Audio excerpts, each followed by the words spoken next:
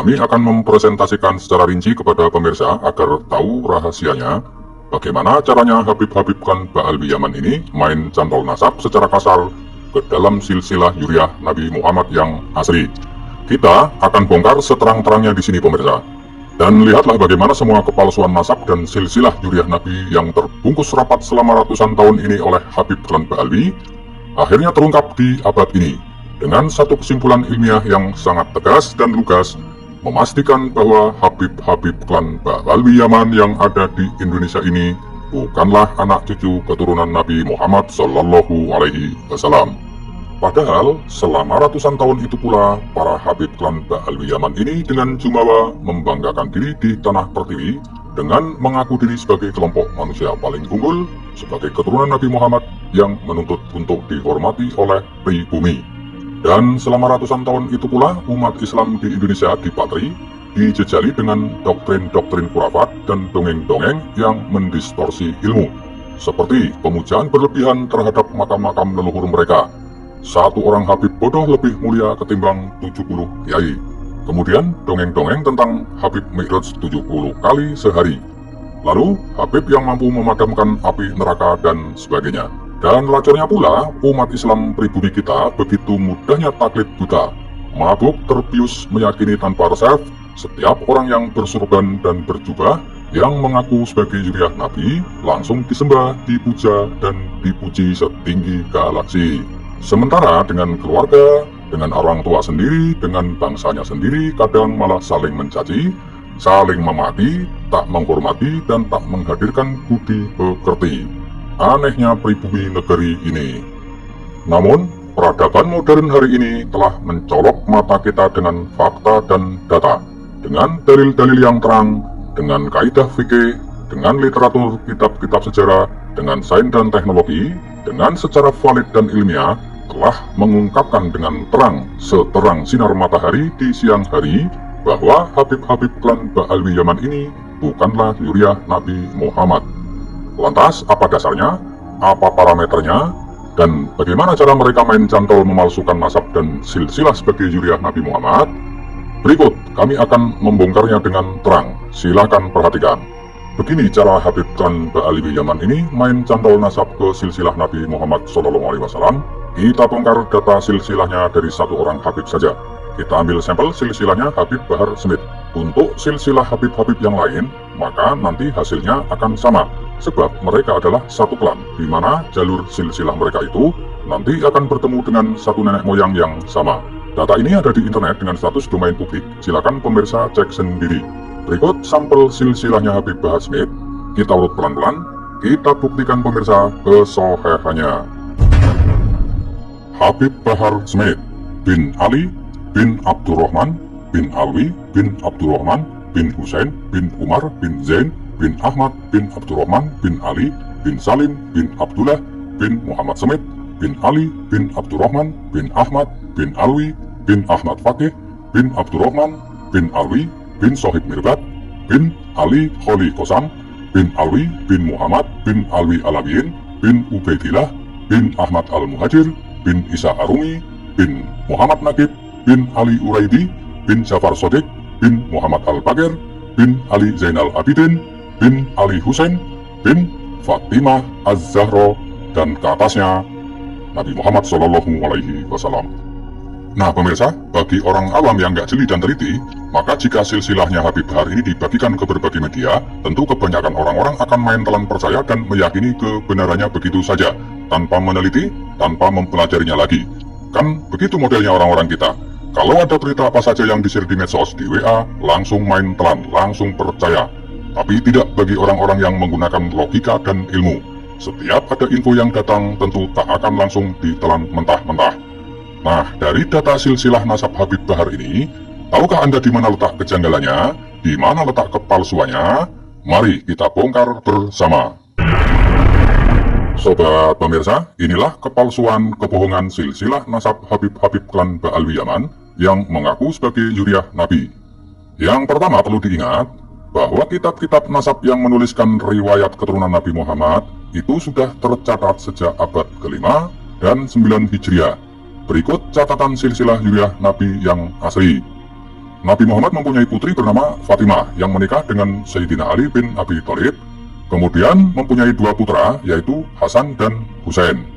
Dari jalur Hasan menurunkan putra bernama Hasan, Ali Qasim, Muhammad, dan Zaid. Kemudian dari jalur Husain menurunkan putra bernama Ali Zainal Abidin, Muhammad Al-Baqir, Ja'far As-Shadiq, Ali Uraidi, Muhammad An-Naqib, Isa Arumi, dan Ahmad bin Isa. Sedang Ahmad bin Isa menurunkan putra 3 orang, yaitu bernama Muhammad, Ali, dan Husain. Nah pemirsa, silsilah keturunan Nabi Muhammad yang asli ini sudah terekam dalam kitab-kitab sezaman dan dalam berbagai manuskrip di seluruh dunia. Berikut daftar kitab-kitab yang meriwayatkan zuriat Nabi Muhammad yang asli. Pada abad 5 ada kitab Tahzibul Ansab wa Nihayatul Alqab, karya Syekh Syaraf Al-Ubaidili, wafat pada 435 Hijriah. Kemudian ada kitab Al-Masdi, karya Syekh Al-Umari, masa 490 Hijriah.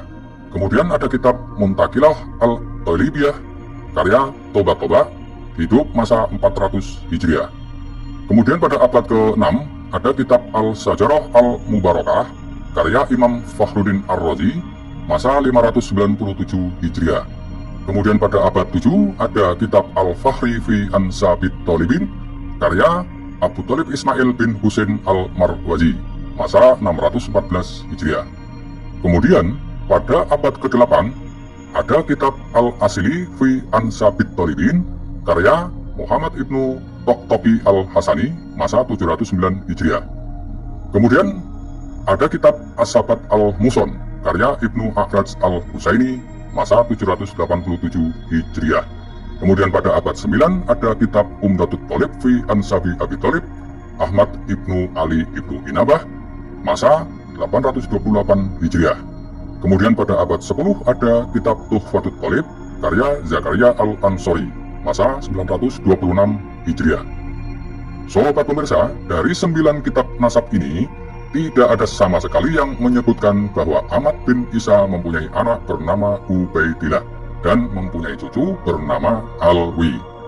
Nah, barulah di abad ke-10 tiba-tiba muncul kitab yang menyebutkan nama-nama leluhur Ba'alwi yang mengklaim sebagai zuriat Nabi Muhammad.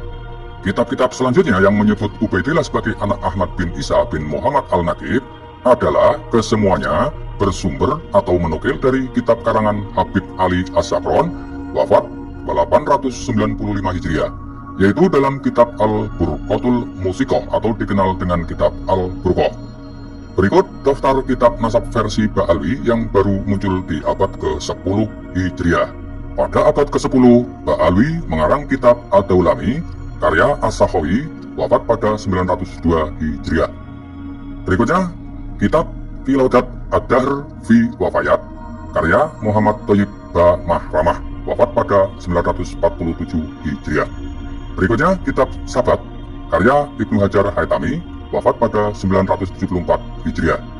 Berikutnya ada kitab Tuhfatut Thalib, karya Muhammad Al-Husain Samarqandi, wafat pada 996 Hijriah. Pada abad ke-13, Ba'alwi mengarang kitab Ar-Radi Al-Jalili, karya Murtado Az-Zabidi, wafat pada 1205 Hijriah. Nah sobat pemirsa, disinilah letak main kasarnya Habib klan Ba'alwi Yaman ini main cantol nasab ke silsilah zuriat Nabi Muhammad. Bagaimana tidak? Dari abad ke-4, 5, 6, 7, dan 8 Hijriah, para ulama ahli nasab sudah mencatat dan menerangkan bahwa anak-anak dari Ahmad bin Isa hanya ada 3, yaitu Muhammad, Ali, dan Husain. Tidak ada nama anak dari Ahmad bin Isa yang bernama Ubaid atau Ubaidullah. Tidak ada. Kemudian di abad 10 muncul kitab Tuhfatut Thalib karya As-Samarqandi, selanjutnya menyatakan bahwa Ubaid atau Ubaidillah ini punya anak yang namanya Alwi. Jadi pemirsa, kalau dihitung putusnya rantai nasab Habib Ba'alwi yang mengklaim sebagai zuriat Nabi, jika dihitung dari abad ke-4 sampai dengan abad ke-10, maka terputus selama 550 tahun. Artinya, silsilah zuriat Nabi Muhammad yang paten sudah tercatat sejarah sejak abad ke-4, tiba-tiba 550 tahun kemudian atau di abad ke-10 baru muncul nama-nama klan Ba'alwi yang mengklaim sebagai zuriat Nabi. Klaim bahwa Ba'alwi inilah baru muncul dan tertulis dalam kitab Tuhfatut Thalib karya Husain Samarkandi di abad ke-10. Pertanyaannya adalah, dari mana kitab Tuhfatul Thalib ini mendapatkan berita bahwa Ubaid merupakan anak Ahmad bin Isa? Sedangkan kitab-kitab sezaman yang paling dekat dengan masa kehidupan Ahmad bin Isa sudah menyatakan bahwa Ahmad bin Isa hanya punya anak 3, yaitu Muhammad, Ali, dan Husain. Ternyata setelah ditelusuri dan dikumpulkan semua literatur kitabnya, ujung-ujungnya tetap mentok di abad ke-9 Hijriah, di mana Ubaidillah yang diklaim sebagai anak Ahmad bin Isa itu ada di dalam kitab karya Ba'alwi sendiri. Nama kitabnya seperti yang disebut di atas, yaitu Al-Burqatul Musiqah karya Ali Abu Bakar As-Sakron. Habib As-Sakron menuliskan dirinya punya silsilah ke atas, yaitu Ali bin Abu Bakar bin Abdurrahman bin Maulana Dawilah bin Ali Sohibut Tarok bin Ali Al-Ghuyur bin Faqihul Muqaddam bin Ali bin Ahmad Sohib Mirbat bin Alwi Ali Qasam bin Ali bin Alwi bin Ubaidillah bin Ahmad bin Isa. Nah, Abu Bakar As-Sakron ini yang mengarang sendiri silsilah nasab tersebut di atas. Bahkan ia mampu mensejarahkan tokoh-tokoh yang disebutkan itu. Padahal tokoh-tokoh yang disebutkan itu tidak tercatat atau tidak ada dalam riwayat kitab-kitab di zamannya. Misalnya nama Alwi. Nama ini dinisbatkan Ba'alwi kepada dirinya. Dikatakan Alwi ini anak Ubaidillah, anak Ahmad bin Isa. Dikatakan Alwi ini adalah mujahid mutlak di zamannya. Ulama-ulama belajar kepada dirinya. Dalam fikih ia disebut-sebut derajatnya sebagai mustahid mutlak. Tetapi anehnya, kehebatan dari tokoh-tokoh para habib yang dipropagandakan itu tidak satupun terriwayatkan dalam kitab-kitab di masa abad ke-5, 6, dan 7 Hijriah. Jangankan mencatat dirinya sebagai mustahid mutlak, seorang ulama besar mencatatkan dirinya sebagai anak dari Ubaidillah yang punya kakek Ahmad bin Isa pun tidak ada atau tidak terriwayatkan oleh para ulama dalam kitab-kitab di masa itu. Nah, barulah ketika di abad ke-9, nama-nama itu baru mulai dikarang. Bahkan bukan hanya mengarang nasab mereka sebagai keturunan Nabi, mereka mengarang pula kesejarahan masa lalu itu mulai abad ke-9. Termasuk makam-makam leluhur keluarga mereka itu pun tidak terriwayatkan di zamannya. Seperti Ahmad bin Isa dimakamkan di Husaisah, tidak ada catatannya di masa itu. Kemudian punya anak bernama Ubaidillah, juga tidak ada catatannya di masanya. Kemudian cerita tentang Alwi yang punya anak namanya Muhammad, lalu punya anak keturunan namanya ini, namanya itu. Kemudian makamnya yang katanya keramat yang diziarahi sampai sekarang. Maka semua cerita-cerita itu mulai dibangun atau direkayasa pada abad ke-9 saat itu juga. Kemudian tentang nama tokoh yang dibesar-besarkan, yaitu Al-Muhajir. Siapa Al-Muhajir itu atau Ahmad Al-Muhajir itu? Ternyata nama Al-Muhajir adalah gelar yang disematkan untuk Ahmad bin Isa oleh Ba'alwi, yang tujuannya untuk melegitimasi bahwa beliau hijrah ke Yaman. Padahal tidak ada catatan sejarah bahwa Ahmad bin Isa hijrah ke Yaman. Silakan cari datanya dari kitab-kitab abad 8, 7, 6, maka sampai mabuk tidak akan ditemukan. Dan nyatanya sampai dengan hari ini, Habib-Habib Ba'alwi tidak mampu membuktikannya. Termasuk klaim bahwa Ahmad bin Isa punya anak bernama Ubaidillah. Tidak ada itu dan mereka tak mampu membuktikannya sampai sekarang. Lantas, Ubaidillah ini sebenarnya anak dari siapa? Ini jawabannya. Ternyata ada catatan riwayat bahwa orang yang bernama Ubaidillah ini ada dalam silsilah Bani Abdal, yaitu Ubaidillah bin Isa bin Alwi bin Muhammad bin Himhan bin Aun bin Abdal. Diriwayatkan memang bahwa Ubaidillah ini hijrah ke Yaman. Tetapi nama Ubaidillah ini dari Bani Abdal, bukan keluarga Ba'alwi. Ini ada dalam kitab As-Suluk fi Tobaqotil Ulama wal Muluk karya Bahauddin Al-Janadi yang wafat pada 732 Hijriah. Bahwa ada ulama besar di Yaman yaitu Abdal, leluhurnya bernama Muhammad bin Sulaiman bin Ubaidillah bin Isa bin Alwi bin Muhammad bin Himhan bin Aun. Kemudian keluarga Ba'alwi ini di abad ke-9 datang merapat, mendekati Bani Abdal lalu menggelembuk. Oh my god, menggelembuk itu apa ya? Ini bahasa komedi Jawa Tengah ini, atau mbujui kalau bahasa Jawa Timurnya. Jadi, arti bebasnya begini saja. bahwa Ba'alwi mendekati Bani Ahdal, kemudian menyatakan bahwa Muhammad bin Sulaiman punya sepupu namanya Ali Qoli Qasam. Awalnya, Ali Qoli Qasam inilah yang hijrah dari Irak ke Yaman. Karena ternyata di abad ke-9 diketahui atau terbongkar juga bahwa ternyata Bani Ahdal ini tidak terverifikasi pula sebagai zuriat Nabi. Jadi pemirsa, ternyata Bani Ahdal ini juga samimawan dengan klan Ba'alwi yang sama-sama mengaku-ngaku sebagai keturunan Nabi, padahal bukan. Dan komunitas Bani Ahdal ini berada di Malaysia.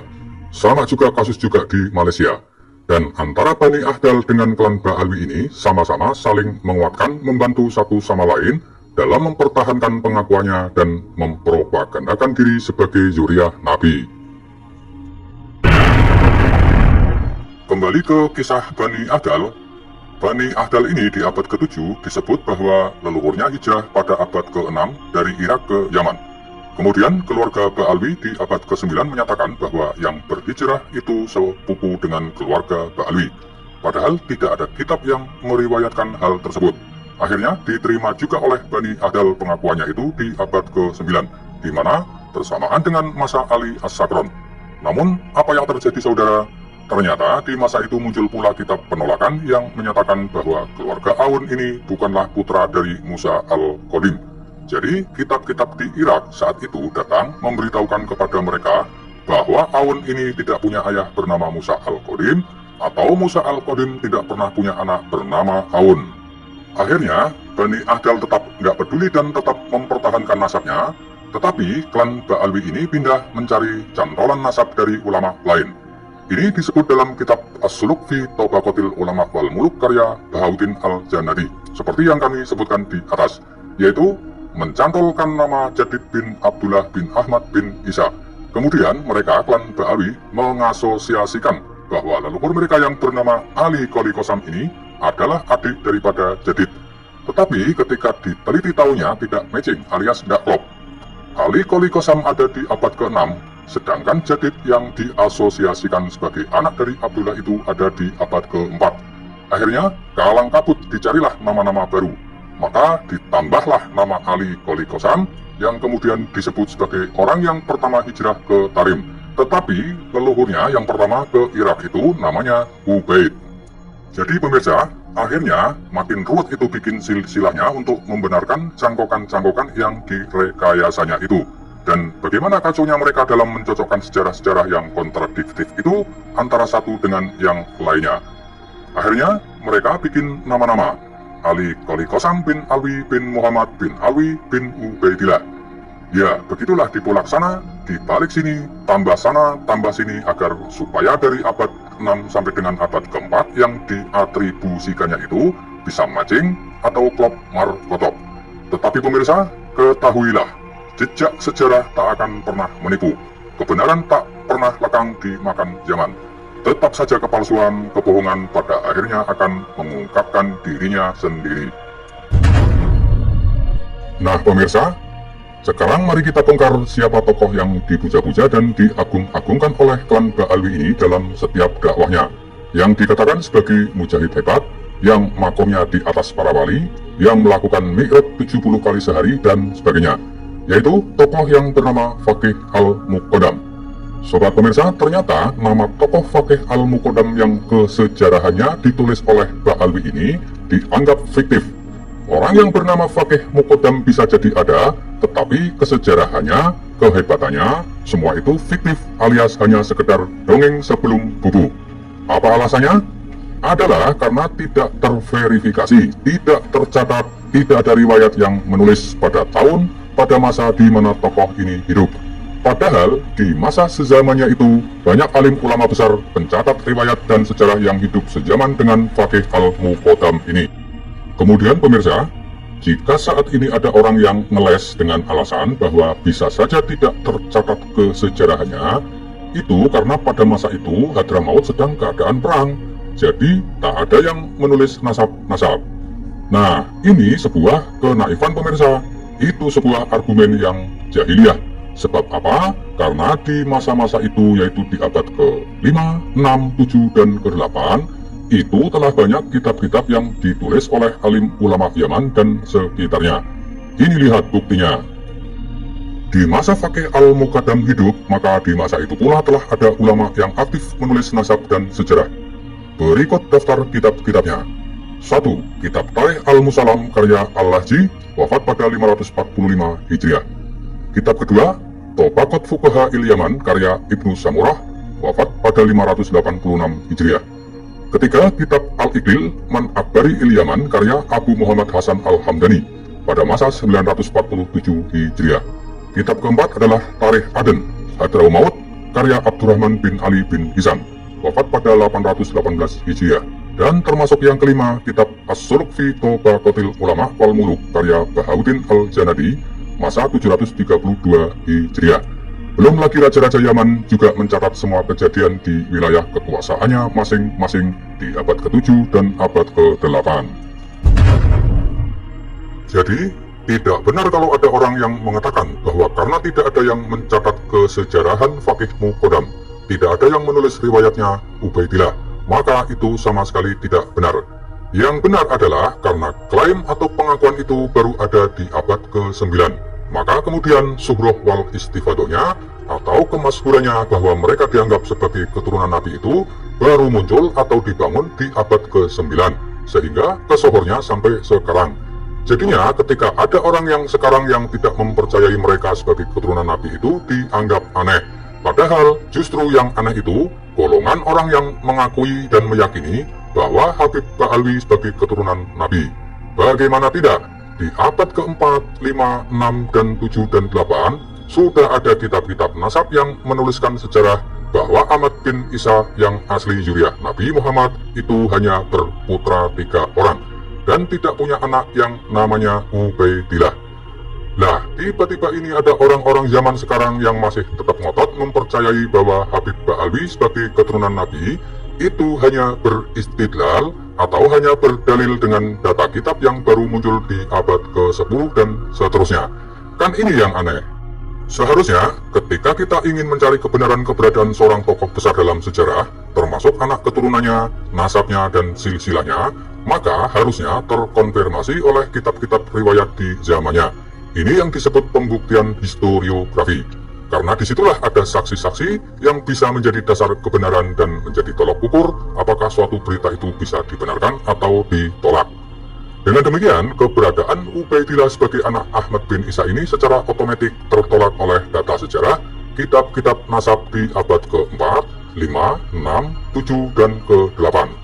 Bahkan, kitab nasab di abad ke-9 pun belum mencatatnya. Lihat ini, kitab Umdatut Thalib karya Ibnu Inabah di abad ke-9 itu. Harusnya, Ba'alwi Ali As-Sakron sudah jadi ulama besar saat itu. Seharusnya, kalau benar bahwa As-Sakron itu seorang tokoh hebat dan keturunan Nabi, mestinya sudah tercatat dalam kitab-kitab tarikh oleh ulama-ulama ahli nasab di masa itu. Ini hal yang nggak bisa ditawar. Tetapi, kenapa Ibnu Inabah tidak mencatatnya dalam kitabnya? Ya karena memang Ibnu Inabah tahu bahwa Ali As-Sakron itu bukan keturunan baginda Nabi Muhammad Sallallahu Alaihi Wasallam. Sobat pemirsa budiman, kami telah gamblang menguraikan fakta dan data ini dari awal hingga akhir.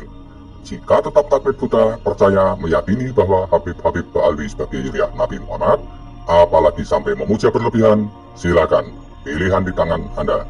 Tapi yang jelas, hukum syariat Islam menegaskan, at-taklid ba'da duhuril hujah wa dalil, ada haram. Masih tetap taklid buta kepada Habib-Habib Ba'alwi sebagai keturunan Nabi, padahal sudah ada dalil, fakta, dan data ilmiah yang datang dan membatalkannya, maka hukumnya haram. Sobat pemirsa, dalam hidup ini hanya ada dua pilihan, yaitu di mana kita berdiri dan berpihak, maka semuanya akan menghadapi konsekuensinya masing-masing. Jika para Habib Ba'alwi mampu membuktikan fakta dan data ilmiah ini salah, maka Ba'alwi menang. Tetapi perlu diingat, jika Ba'alwi yang benar, maka bagi yang tak meyakini Habib Ba'alwi tetap aman dan tak akan disiksa di neraka, sebab ini bukan rukun iman. Tetapi jika Ba'alwi terbukti bukan zuriyah Nabi, maka bagi klan Ba'alwi dan muhibinnya yang di masa sekarang ini tetap mengeyel, meyakini dan memujanya, maka hukumnya tetap dosa dan akan mendapat siksa di neraka. Ini dalilnya. Nabi Muhammad SAW bersabda, "Laisa mir rajulin ud'u li ghairi abihi wa huwa ya'lamu ila kafro ila ayat." Tidak ada seorang pun yang menisbatkan diri kepada selain bapaknya, padahal ia tahu bahwa itu bukan bapaknya, kecuali dia kafir. Dan siapa yang mengaku-ngaku ia berasal dari suatu kaum, padahal sama sekali tidak ada nasabnya kepada mereka, maka hendaklah ia mempersiapkan tempat duduknya dari api neraka. Hadis riwayat Bukhari Muslim. Sadis kan dalil-dalil ancamannya dari Tuhan? Maka, mari bebaskan kita dari perbudakan spiritual dan mari berislam dengan ilmu pengetahuan, bukan dengan doktrin-doktrin halu. Semoga menjadikan pencerahan. Salamun qaulam mir rabbir rahim. Alhamdulillah, video ini sangat mudah untuk dipahami, di mana nasab-nasab mereka ini nyantor ke zuriat Rasul. Jadi mudah dipahami video ini.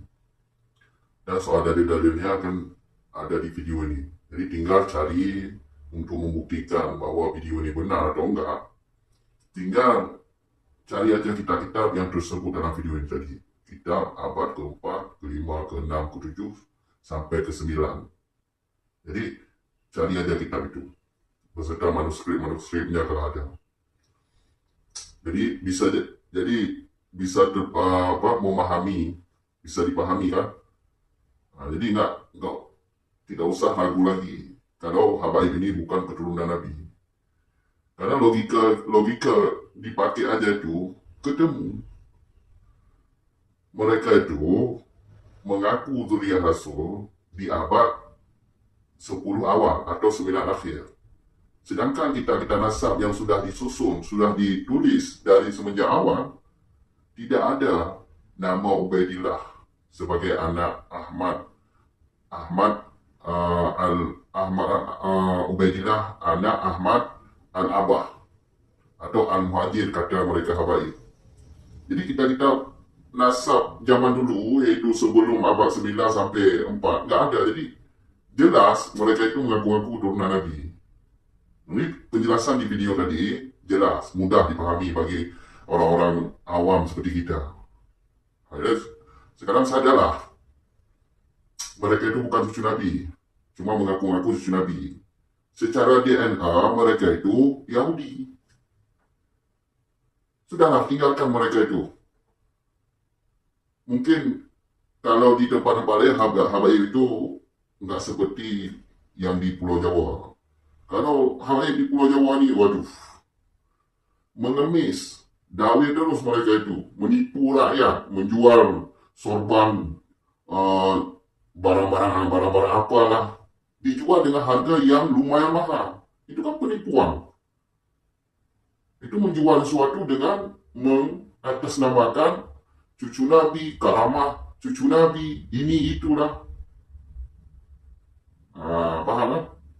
Cukup sekian dulu. Assalamualaikum warahmatullahi wabarakatuh.